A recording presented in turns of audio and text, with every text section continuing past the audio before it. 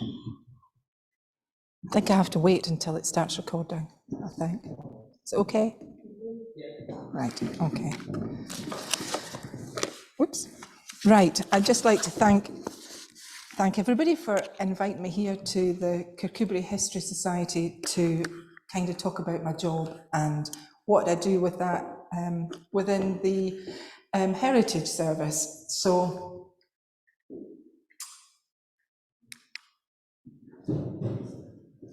show me. Let's get rid of this. Okay.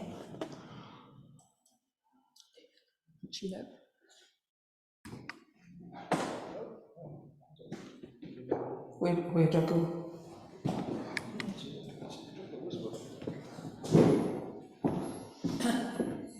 It was working, wasn't it, earlier on? So.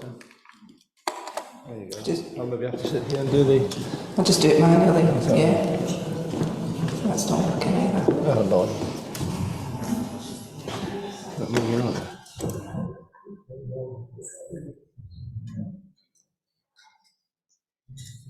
There you go. Phew. So it works, the right hand side. Right. So this is what we're going to have a look at tonight. So these are the headings. Heritage Service, obviously telling you what it is. And then we'll look through some of the collections. Then we'll look at donations, volunteers, future developments, and then just a little bit of a conclusion at the end. So my job within the Heritage Service includes archives and local studies. And during COVID, it gave us an opportunity to sit back and think about what we can do with the service that we might never have had before. So what we did was we amalgamated what were our two in other areas, very separate services of local studies material and archives material. So we've bound that into the Heritage Service. So it's a one-stop shop in a sense that if you come in to look at archives or local studies, it's all in the one place.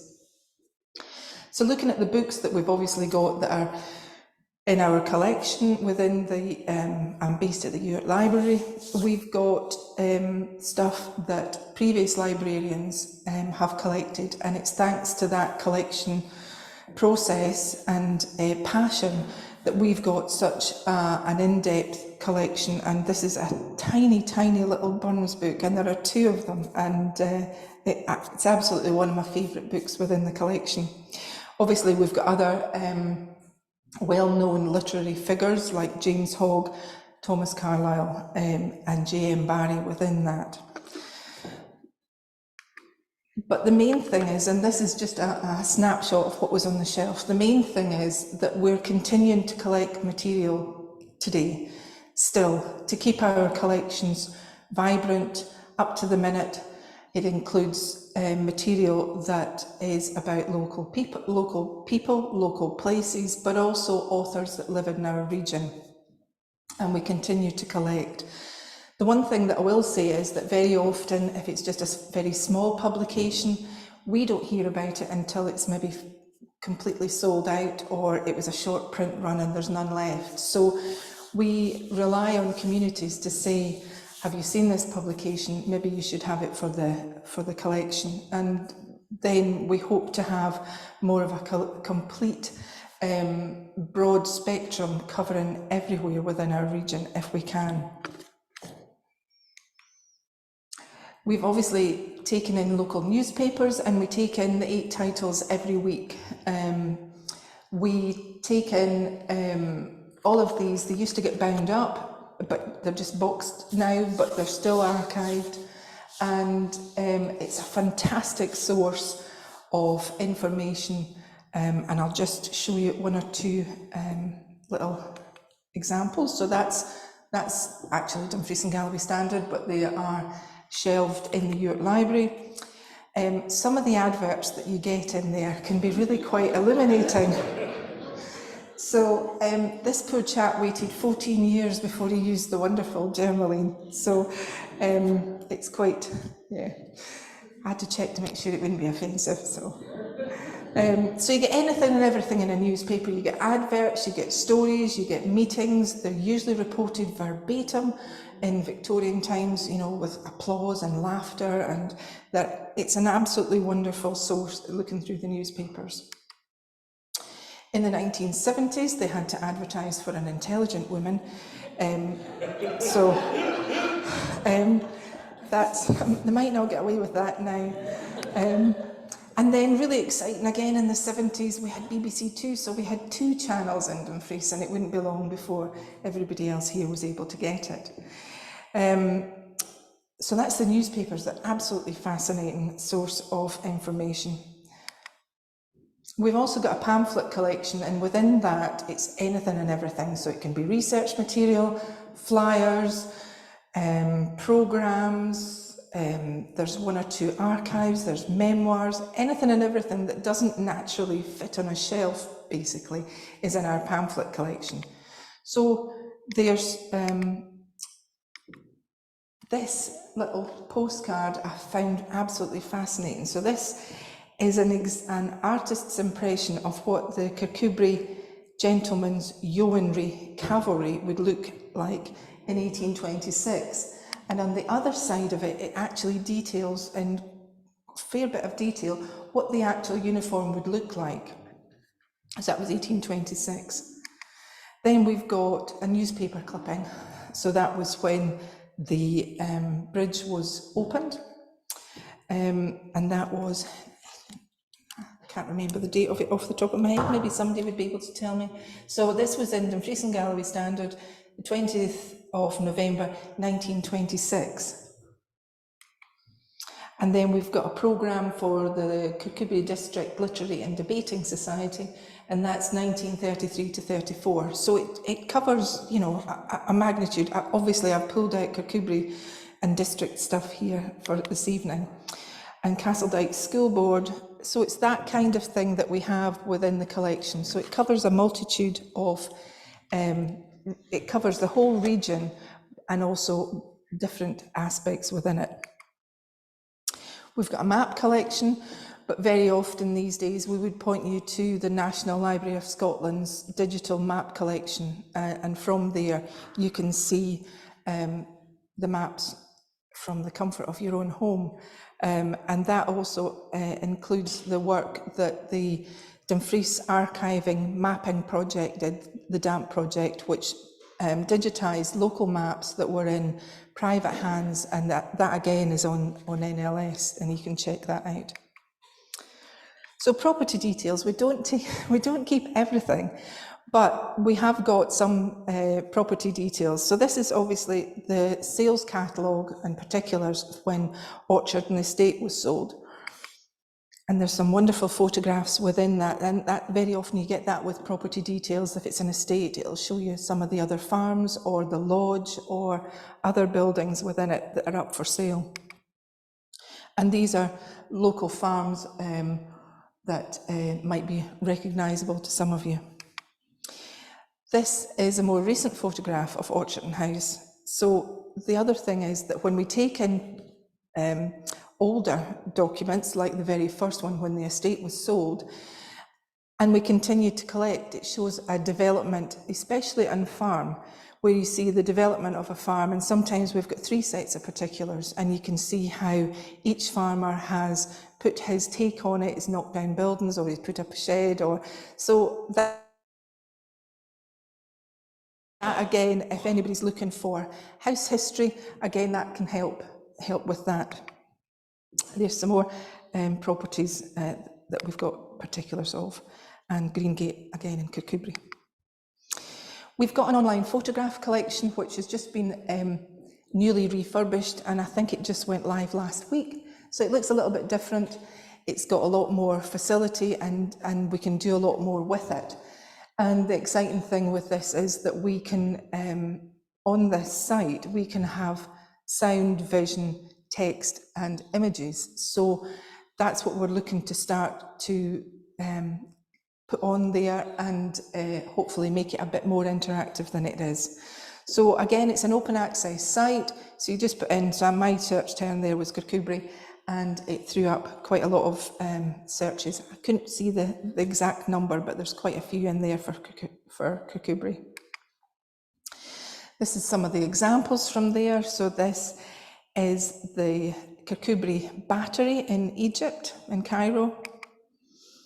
This is the last train in Kirkcudbright, 65. And there's the bridge again that we saw being opened. It's obviously fell foul of a cargo ship, I think it was, or an oil tank or something like that. So again, we've got lots of different images within there associated with Kirkcudbright.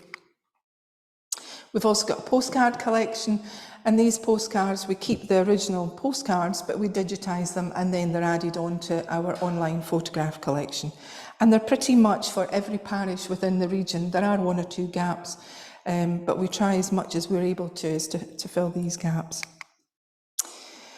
So I do like a photograph. So in fact, I really, really like a photograph. So there was a collection of glass negatives, which were in another library, and nobody quite knew who they were or what they were. So I liberated them and brought them back to Dumfries. So we got them digitised. And these again have got to be added to the collection, but they're fantastic. And this shows a really vibrant harbour scene. It's heron fishing in Stranraer. And there's quite a few of these photographs within this run. And you can just see how busy and vibrant that environment is. This one amuses me. So I thought that they were actually clearing the hull of this ship, but in actual fact, they were breaking it up. But in the meantime, they were actually using it to dry their washing on the mast. So you just never know what you get in an image when you have a good look at it. The other one, it will be, for those that came along to the John Copeland talk that I did quite a few years ago now, this is one of the photographs from the John Copeland collection that we have. It was his car, it was his kit car that he built. The number, the registration number of it, I think it ended up being SW40 or 42, something like that, but we can find it in the vehicle registration books, and it was burgundy apparently. So this is John Copeland and his wife on their three-wheel car and the single wheels at the back. This is John Copeland's photograph, and it must have been taken in Dumfries, somewhere around about the mid-steeple. I'm not quite sure, but it needed to be somewhere in order to get that height. And this is the 100th anniversary of the death of Burns in 1896. And you can see there's quite a lot of different national flags there as well. So it was really quite an event, this celebration in the middle of the High Street in Dumfries. This is another one. This is slightly later, and it's a steam tractor, and it's obviously threshing and harvest time. And again, just a beautiful image from John Copeland. I just love it. So, talking about glass negatives, we've got a really large collection of Galloway News negatives. So, and these comprise of glass and celluloid. We're not quite sure how many there are. There's between 100 and 150,000. So we're gradually going through them and digitising them. But I wanted to show you this image because this started off a project that's now been going for about 12 years. So this is a really busy day in Wallet Smart in Castle Douglas. And as you can see, pretty much everybody had a bonnet. Even the lady down near the front with the glasses has got a bonnet on. But there's a chap right in the middle of that photograph that doesn't have a hat on. He's got a suit on and he's got a flower in his lapel. And I had no idea in amongst all these thousands of photographs, so I cropped it and I took it to my dad. And I said, "Who's that?" And he said, "It's my Uncle Jimmy." So out of all those thousands of images, that my dad's uncle was there. My dad's not here now. And the whole point of digitising this collection is so that we can put it online and so that we can get names to places and people and just give them a bit more context than them just being lovely images to look at. So that started off I think it's been going for about, well, it's maybe 12 years now, or is it 14, something like that. But we're getting through them. We're not nearly finished, I have to say. It's definitely an ongoing project. But again, there's such beautiful images. They cover every aspect of life within the community round about Kirkcudbright and district. This is one of the images within them. So it's the boat crash at Bridge of Dee, and that was in 1935. Now this image, I'm not convinced it's Kirkcudbright, and you might correct me. I wonder if it's Stranraer, but I'm not sure. But it's in itself, it's just a beautiful image and shows what fishing industry was like at the time. And this one is just an ordinary photograph. So it's just an ordinary photograph of a couple sitting next to the fire reading their paper. And it's just such a nice domestic scene, and I can almost see my gran and my grandpa just sitting like that, reading the paper, not speaking to them, just reading the paper. So they're just super images. So the next thing that we've got that we're hoping to add to the online collection is obviously oral history, and I do that as part of my job within the Heritage Service, but I can also go out and train people how to go about doing an oral history archive, collecting that material so I can support them. I did a project that I was lucky enough to interview some land girls, and this is, I don't know if we can play it. Can we play it? Let's see if we can play it. So it's a really thick accent if we can play it, but it's only 15 seconds.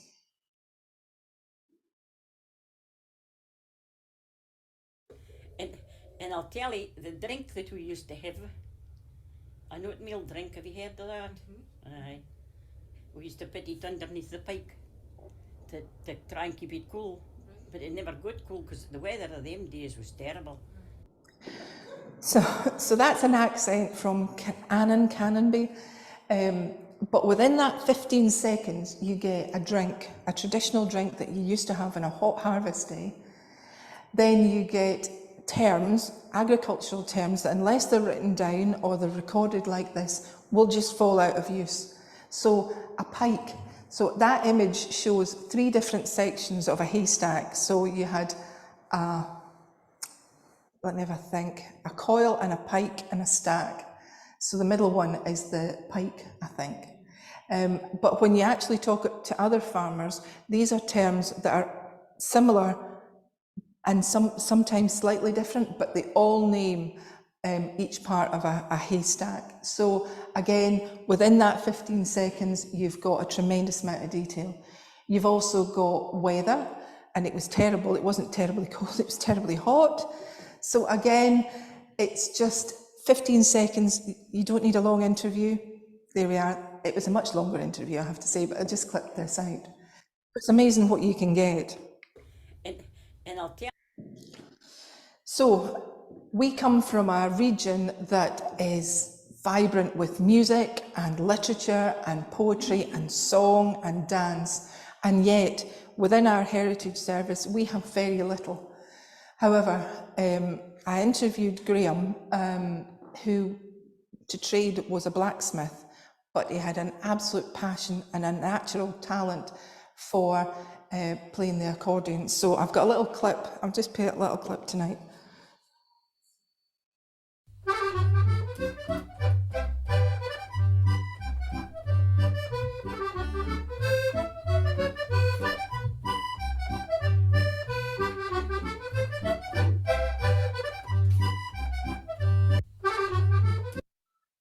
There we go, I need to stop it. So that was the quickest way to stop it. So although, as I said, we don't have much music within the collection, we've been gifted, and I'm so pleased about this, we've been gifted the whole collection of Ian Holmes, who was an internationally local Scottish, international accordionist and dance band leader.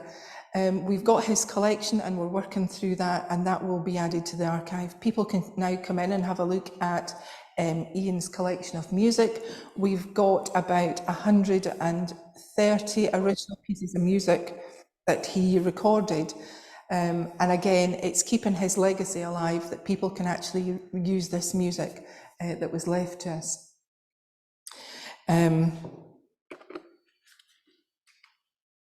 So, archives.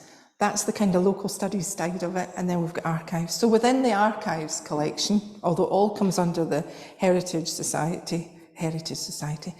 Service, we've got archives from clubs and societies, businesses, estate records, and one of the best records that we've got for estate records is Chambly Estate at New Abbey. It starts from about 1625 and goes up to 1950. And it covers everything that you would expect within an estate. So there's running a house, there's planting trees, there's planting a garden, there's wage books, there's shooting. So you've got how many rabbits they shot or pheasants or whatever. So there's all of that. There's also personal correspondence to the family. So it's a wonderful archive. We've also got the Crichton Archive, and we look after that for the NHS. It belongs to the NHS. But within that, there's a wonderful art collection which has been digitised, as have a great many of the records, and you can find those on the Welcome website. So this, I used to go, went through all the female casebooks, and this was just one of the enclosures that was in. It was from a young girl, and it's just a very simple image, but it's really quite powerful. And she was just such a wonderful artist. And again, it's just in the enclosures of the collection. We've got personal correspondence, as I mentioned, and that can cover all sorts within there. So there's diaries, there can be letters to family, there can be war records, you know, what they were doing during the war, all manner of things. And this I found, it was actually written in, I need to check the date, where's my specs? It was written in 1854 on the 14th of February, so 170 years ago today, and it was to do with the building of Auchencairn Church. So it talks about this was a letter to the architect. So it's, again, it's an example of what's within the collection. Kirkcudbright Town Council minutes, which are in various formats. Obviously the older ones, those are on film, and the more recent ones obviously are hard copy. We've got vehicle registration volumes, so that covers the traditional 3 counties of Dumfries and Galloway, so Wigtonshire, the Stewartry of Kirkcudbrightshire and Dumfriesshire. We've got the original vehicle registration documents, volumes that start at 1, so SW1 onwards. We've also got Burgess tickets, and here's a Burgess ticket for, I keep thinking I had my specs on, for Captain John Thompson, and he came from Kirkcudbright. So again, it's that kind of thing. We've got, these are in the archives. And we've also got school logbooks.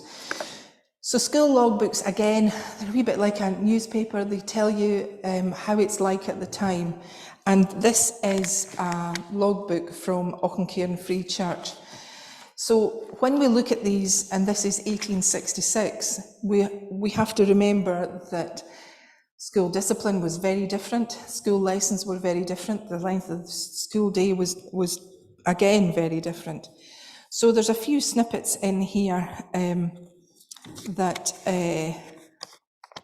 this school teacher gave children a warning about talking, and then later on he discovered that 1 or 2 were punished for talking. He obviously didn't like talking.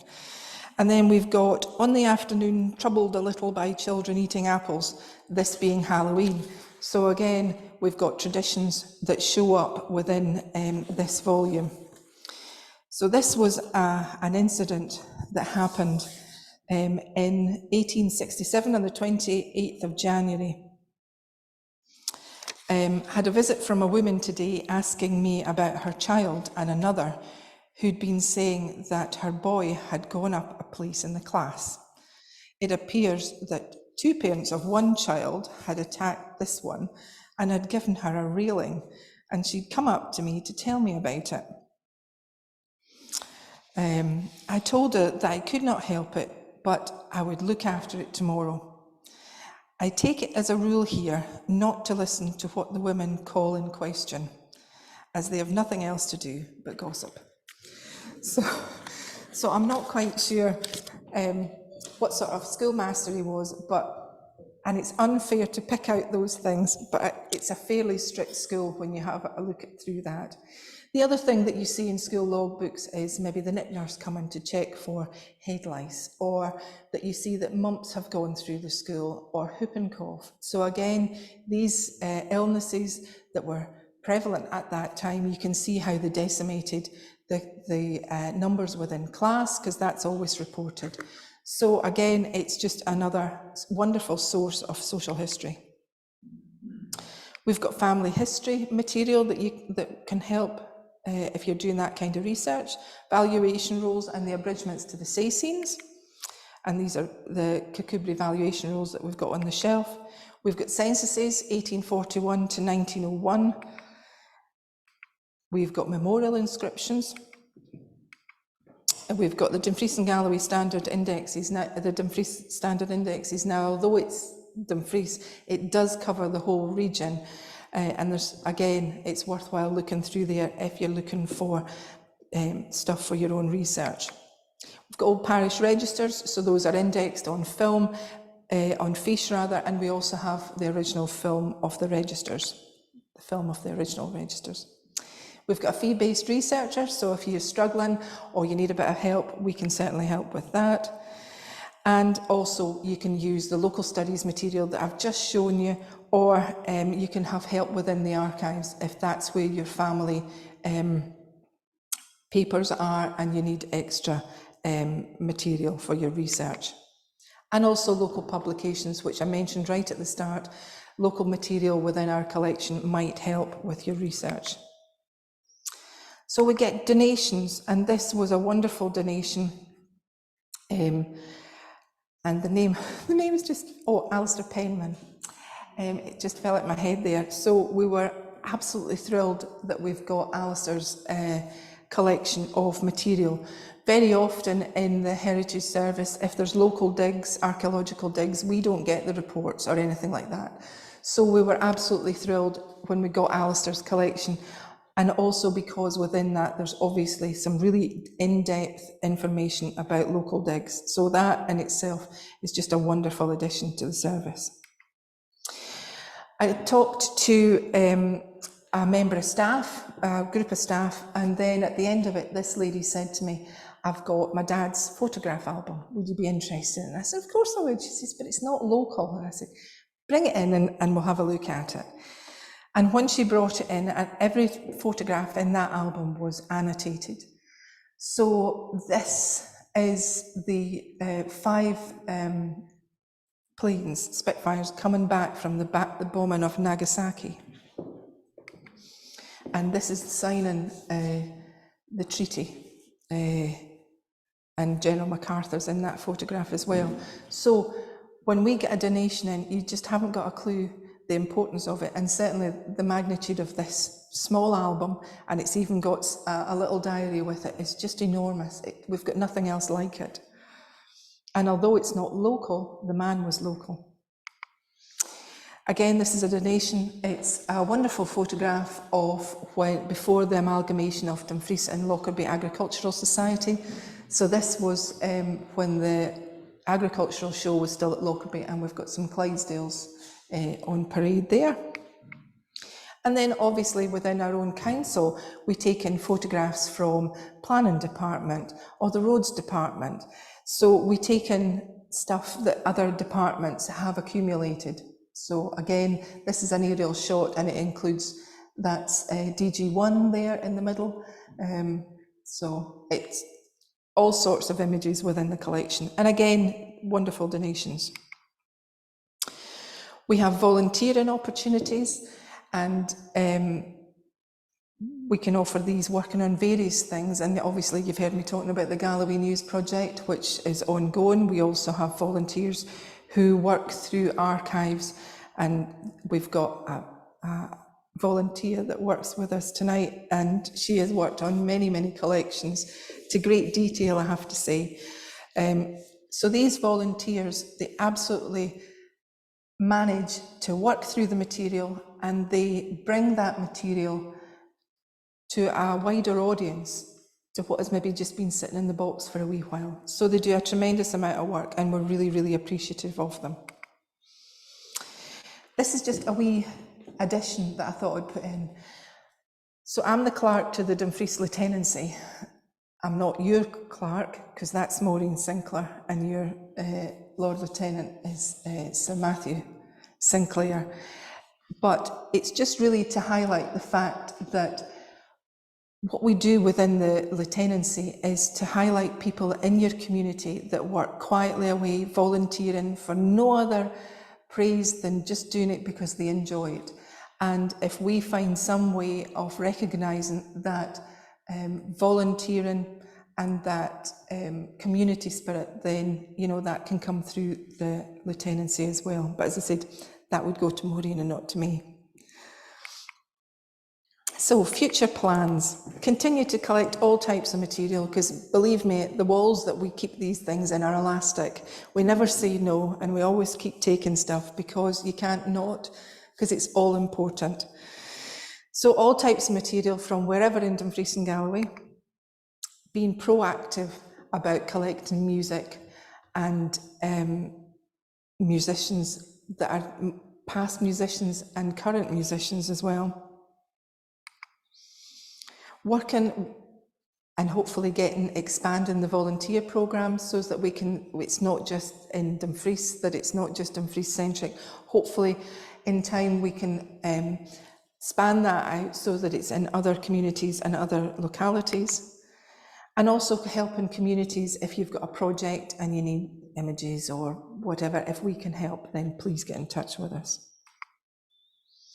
So, to recap, the Heritage Service covers books, pamphlets, newspapers, family history materials, photographs, film, video and audio, oral history, which includes our language, our accents, and importantly, our local knowledge. Original and unique written archives for estates, businesses, councils, organisations and societies, diaries and personal correspondence, and you've seen some of that tonight. We also have online resources. So the local studies material you can find in the library online catalogue, and the archives you can find in the Dumfries and Galloway archives catalogue. We also have the photograph website, which again I've mentioned is a free website, and also within the libraries you have free access to Ancestry, and we also have volunteer opportunities. So, the last bit of it, I keep thinking that's my specs. The last example, the examples I've shown from the Heritage Service and my role within it are just a very small part of the Heritage Service's collection, but they demonstrate what a fantastic and fascinating region we live in.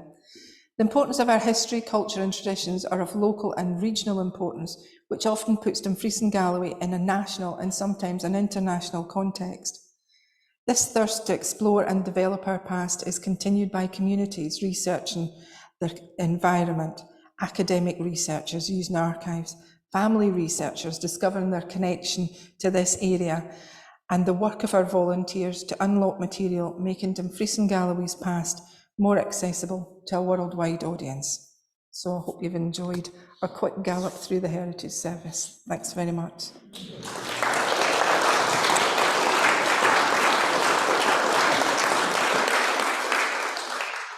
So we can see any questions, and perhaps if you ask a question, I'll ask Alison to repeat it for the benefit of the All right, yeah.